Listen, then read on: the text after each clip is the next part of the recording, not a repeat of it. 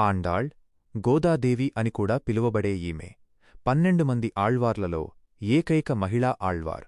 ఈమె సాక్షాత్తు భూదేవి అంశగా పరిగణించబడుతుంది. పూర్వం తమిళనాడులోని శ్రీవిల్లిపుత్తూరులో విష్ణుచిత్తుడు అనే గొప్ప విష్ణుభక్తుడు ఉండేవాడు. ఆయన నిత్యం స్వామికి పూజలు చేసి తన వనంలోని పూలతో మాలలు కట్టి అలంకరించేవాడు.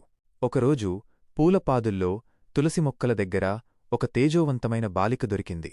విష్ణుచిత్తుడు ఆమెకు కోదై అనగా తెలుగులో మాల అని పేరు పెట్టి పెంచుకున్నాడు. గోదాదేవి బాల్యం నుంచే శ్రీకృష్ణుడిపై అపారమైన ప్రేమను పెంచుకుంది. విష్ణుచిత్తుడు స్వామికోసం తయారుచేసిన ప్రతి మాలను గోదాదేవి ముందుగా తాను ధరించేది.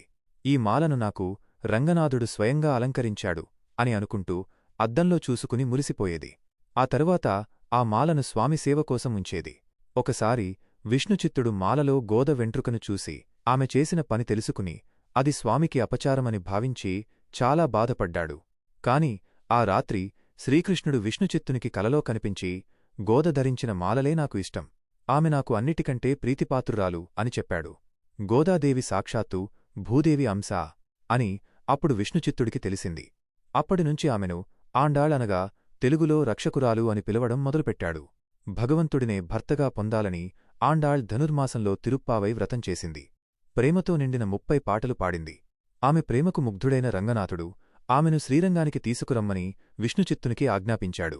పెళ్లికూతురి అలంకరణతో ఆండాళ్ శ్రీరంగం చేరుకుంది. ఆమె భక్తి పరాకాష్ఠకు చేరుకుంది.